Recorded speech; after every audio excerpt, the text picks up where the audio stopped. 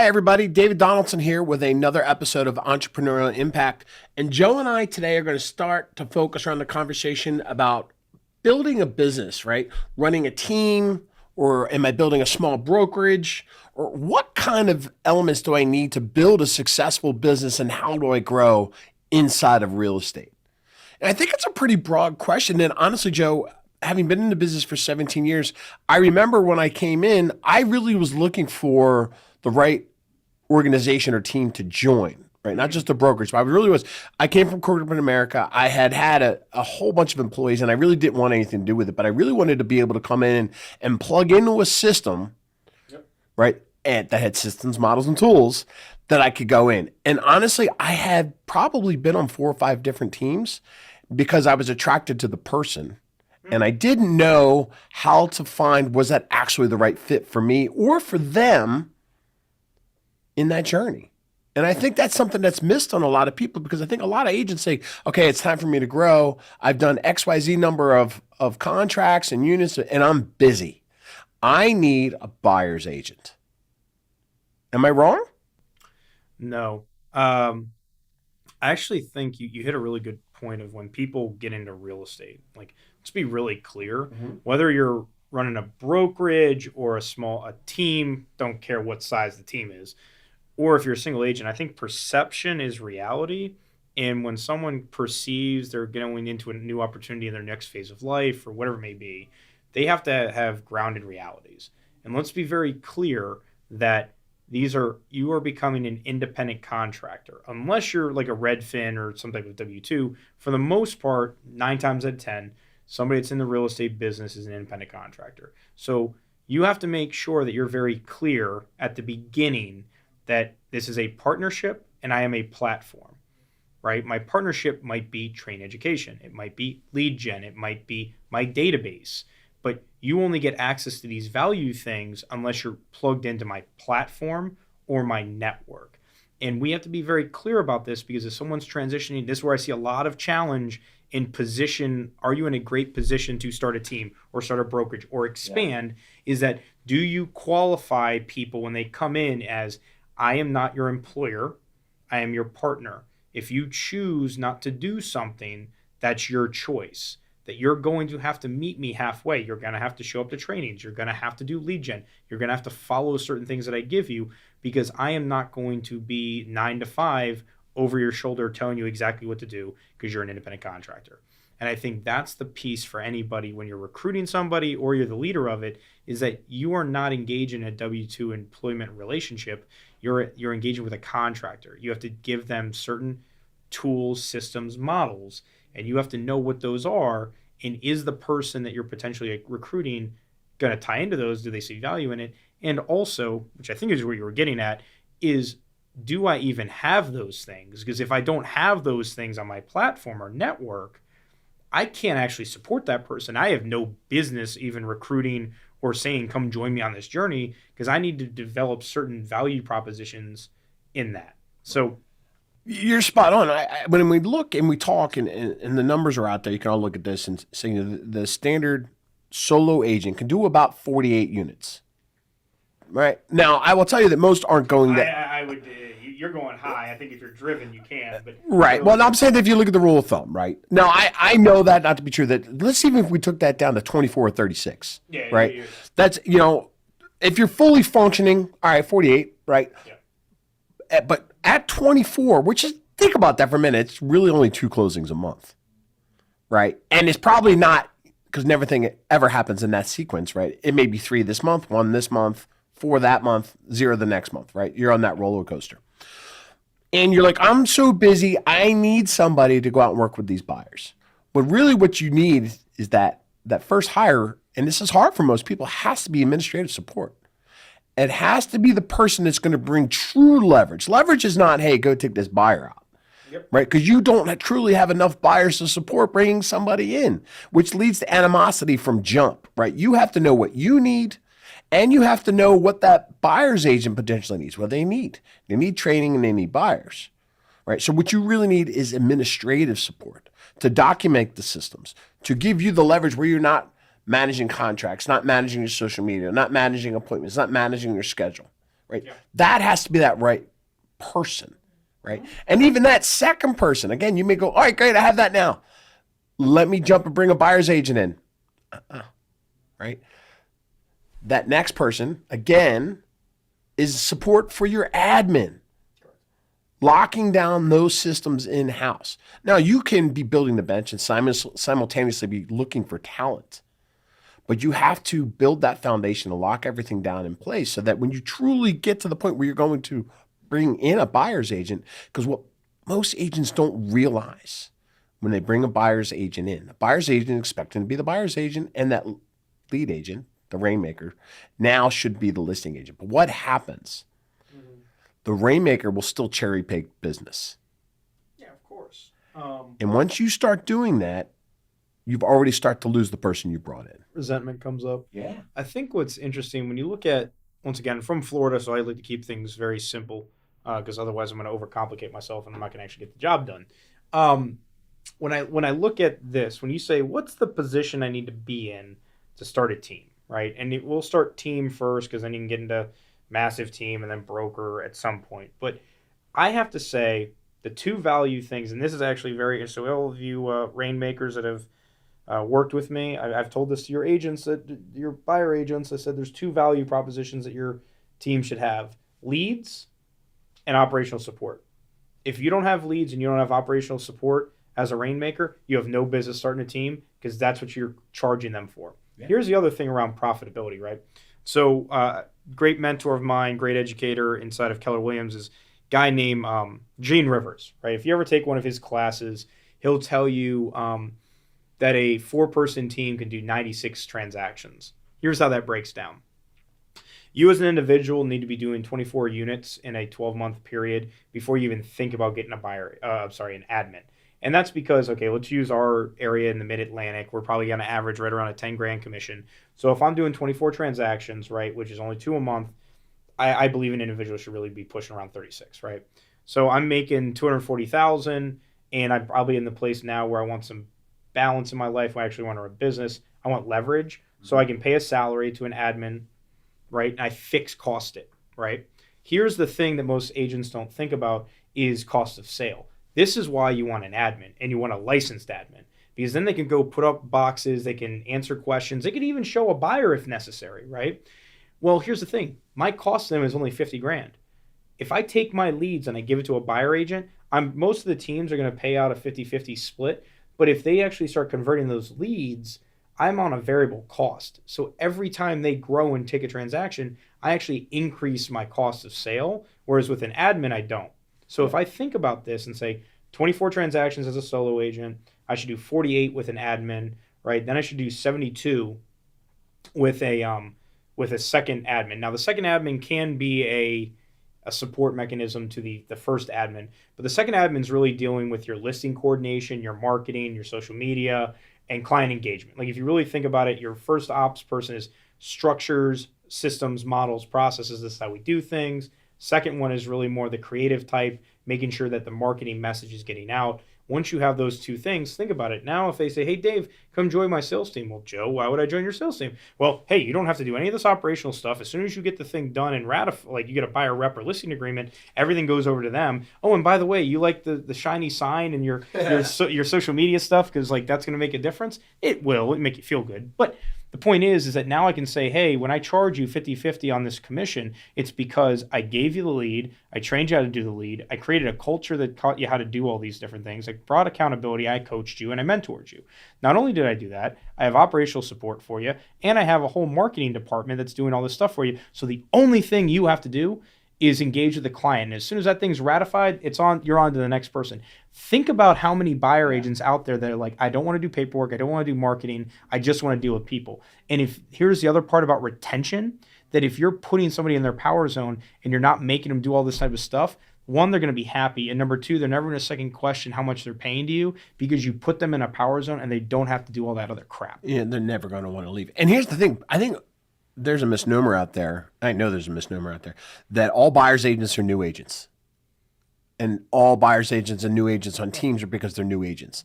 I have seen many a successful team have very seasoned buyer's agents on their teams because they've given them everything that you just talked about. Absolutely. Because that's actually where their power comes from. That's where their energy comes from. Not everybody wants to go out there and do all that kind of stuff, but there are people that just want to help service leads. And if you can run a very successful business, because think about this, I ran a numbers once, right? Is if a typical transaction, if I'm a rainmaker, the only thing I care about is my dollar per hour. I don't care about anything else. And here's why. Say a typical transaction is 40 hours, right? So I'm pulling out the calculator because I'm not that good at Rain Man math. But say I've got a $10,000 transaction, right? And I do all the work on a 40 hours on a transaction, right? Roughly. So that breaks down to $250 an hour, right? But here's my question is if I do the lead gen, get a qualified buyer on the line, convert them to an appointment, and I do the first appointment with them, right? And then I get them to sign the buyer rep agreement. Let's say it's 4 hours of my work. And it's a $10,000 transaction. Now I give it to you as my buyer agent. So, okay, we're on a 50-50 split. So I divide that by 2, it's 5,000. 5,000 divided by 4 hours of work, it's $1,250. I want to be in the higher dollar per hour game because there are people that just want to service, they don't want to do any lead gen. But if you're a rainmaker, your power is the fact that you have this huge network and your ability to close people, your ability to negotiate all those objection handling. That's actually what made you great. And that's actually what fed the leads into your business, which said, hey, I've got too many leads coming in. I need help. Yeah, the leads, right? We're going to keep hearing about the same thing as leads. What you can't do is build a team on leads that you're paying 38% to. So there's no profitability in that, right? So you have to have that foundational model in place that the leads are actually coming in because of the business and the relationships that you have. Now, I'm not saying you don't sprinkle in some of that little magic lead dust every here or then to kind of stabilize some things. But if that is your business, you're not going to survive. You're not going to last long. And I'll kind of go back to also to that structure earlier about saying when you actually hire somebody or bring people into your team, right? And we're not actually hiring somebody, but you have very clear understanding of who's doing what, right? Because here's what happens. True story. Okay. Buyer's agent on a team. Okay. Oh, you know what? My cousin Joe from Florida, right, is going to sell his house, right? He's moving to Philly. He's moving to Philly. Absolutely. And it's my lead. It's me. It's my lead. It's my listing. I'm on this team, but I'm bringing this in. So I want to do that. Joe, are you okay with me doing that? Well, a lot of times when I see people saying, yeah, go ahead, you can do that and we'll work out a split. Now on the other side of the ball, if you allow them to do that, what happens to the listing agent that says, you know what? I've got this $2.8 million listing that's coming in and somebody just called in on that wants to buy it. And they're pre-qualified and they want to schedule and says, well, maybe I'll just go do that too. And maybe I can double end this thing and not give that to my buyer side. Because the buyer's agent is so busy doing this listing now. Mm-hmm. And maybe I'm just going to go ahead and cherry pick this one off the top. Now we've got this snowball effect where everybody's out of bounds on what they're looking to and should be doing. And everything just goes awry. Because then there's bitterness on the buyers going, wait a minute, that just $2.8 million, it was a buy side. Great. And you just sold Joe's $100,000 property, on the Gator farm down in Florida so he can move to Philly, right? But you wanted to go do that. You never know what's going to come back. You have got to stick to what works. And the thing is with this, I think, because I don't think, again, I'll look at a lot of rainmakers that are running teams. They're not comfortable enough in the value that they're bringing to their teams to enough to say, hey, I know this is your cousin Joe, but we're going to take the listing and run the listing the way that we run the listings on the team. Yeah. And I think, if you look at your position, right, you have to have enough leads coming in. You have to have those standard operating procedures you're bringing up. So it's not favoritism and one-offs because it does create a snowball effect. So when you think about that, then so it's like, okay, great. I got enough leads in. I got the structure, admin, blah, blah, blah. What's my value proposition, right? Because I can't just, never does it work to say, hey, Dave, I got enough leads in here and I got an operational where you should join my team, right? Because that doesn't work. But there's value propositions. And the best thing that I ever thought about around value propositions and what you charge to your buyer or listing agent, right, is it's in tiers, right? So someone joins a team because they got great environment, right? That's like, Joe's a great guy, Dave's a great guy, Ann's a great girl, like whatever it may be. You can qualify a 10% cut just because you took up space in my team, right? The next thing that I can charge another 10%, so 20% is I got a great environment and team, and then I provide you some mentorship, blah, blah, blah, right? That I answer your questions on broker things, and you call me about this contract, well, I walk you through it. So there's some direct mentorship. Then you get to the next tier, which is a 30% cut on the transaction. And this value proposition is I've got training, education, I've got marketing material for you, I've got the admin support and operational stuff. So if you think about it, first step of a value proposition is great culture. Second one is mentorship and direct support. Third one is really going to be that training, education, mindset, coaching, if you will, right? Right. So the fourth one, which goes back to your point about being structured about expectations around leads and buy side and list sides and what that does, is that now I'm sending appointments. If I send you appointments, the ultimate easy button, right? I'm going to charge you 40%. But there's one more caveat from that. An appointment is I don't know, Dave called me up, yo, Doug, go meet with Dave. I did nothing. All I had was a relationship with Dave. He called me. I didn't do anything outside of that. But where the real value in the proposition is, if I start sending you qualified leads, that I actually had a call with Dave, qualified him on the phone, and maybe I set an appointment with him and got the buyer rep agreed signed, and I literally just hand you, and you're ready to run, that's worth 50%, right? And that is the value proposition of what are you providing your team, and then how are you charging for it, because your time is money. And I think far too often our agents they're charging 50%, which would justify a qualified lead that I'm literally just showing houses to, or I'm about to put the listing sign in the front yard. right? But they're really only providing level 2, which is some mentorship and direct answers. Well, right. Or they're buying leads and have to charge 50% because 38% of that is paying for the lead. 100%. I couldn't agree with you more. And I think that's the part about the value proposition. We were talking earlier today around logic justifies a decision, but emotions is what's going to get people to think and actually act on it, right? And in your value proposition, you have to convey, because if every team knows I've got to provide leads in operations, so everybody's value proposition will be like, hey, Dave, join my team. I've got leads and I've got operational support. That's not going to influence you to make a decision. But if I say, hey, Dave, we care about the whole person. We have a value proposition that we transform lives, careers, and communities through real estate. And if you join our team, not only are we going to help you provide a lifestyle for you and your 2 boys, but we're also going to make sure we develop you on the personal side to be the best father you could possibly be through our coaching models and systems. And I'm also going to make sure that you get time-balanced life, because we have this operational support to make sure you're at home and having dinner with them. That value proposition that I just sold you on is a hell of a lot more than just leads or operational support. So your curation and value proposition around authenticity and how it impacts you, what's in it for you, the agent, is actually what's going to have you stand out when you're recruiting to your team. Yeah. I mean, you have me. Hire me. I'm in. Right? Tap me in. Luckily, we curate that in our partnership. Yeah. Right? Well, we do. And I've been 17 years now in real estate, and I understand a lot of this, but honesty, understanding, and execution, right? Too many people just don't ask the right questions from others that have done it. Mm-hmm. So going in and saying, okay, how do I know? I said, we just kind of established that, hey, here's how to know when, because your business justifies growing, right? But the next question is where do I go find talent? How do I find that buyer's agent? Because I could tell you most times I get hired out of desperation because I don't want to do it anymore and I'm too busy. Yeah. And then we wonder why we suck at it, right?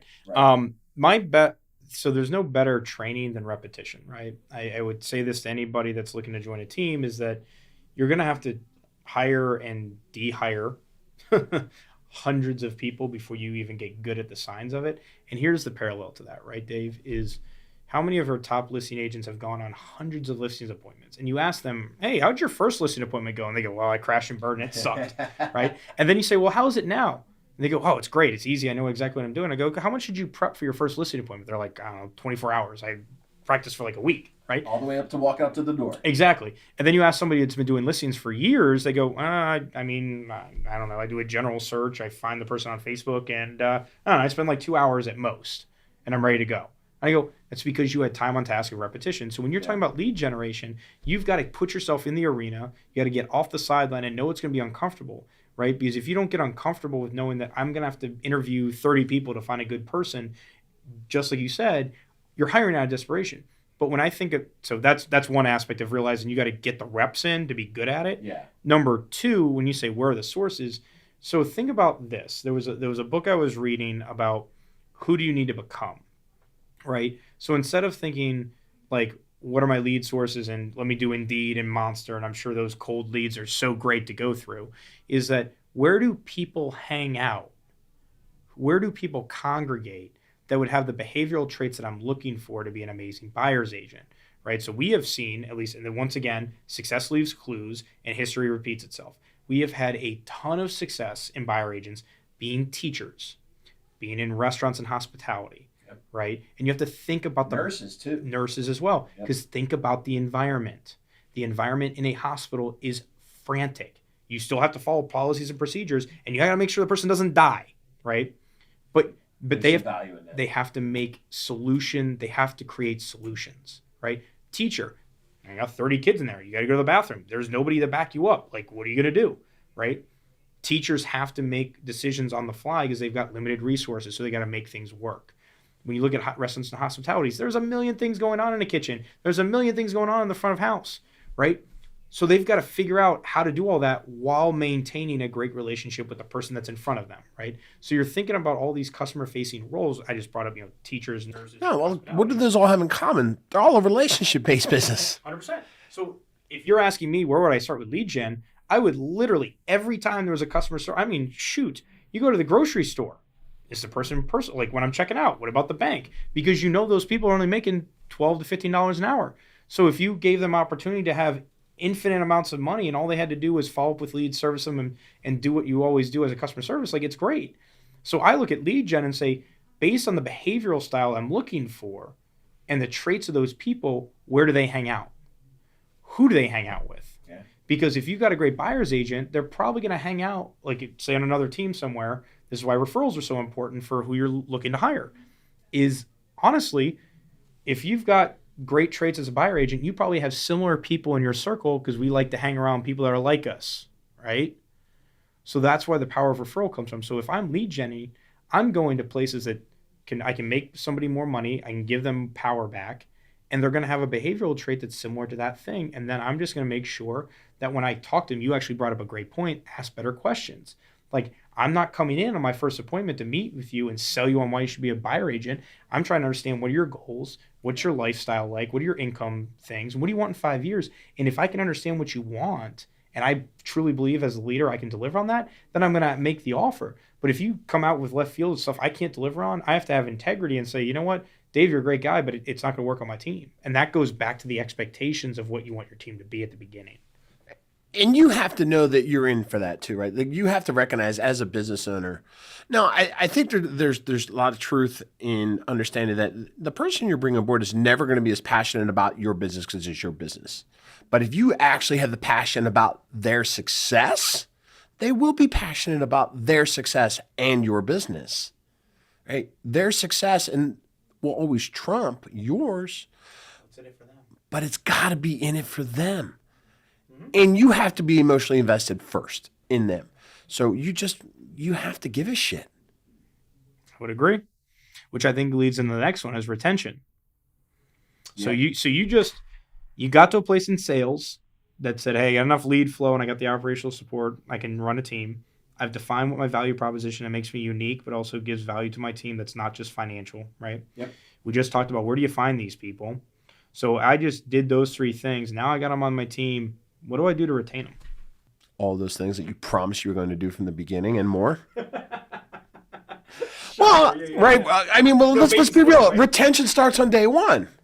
Does it not? Right. If you could have, we could actually lead a great interview and and we can kind of perform well in an interview.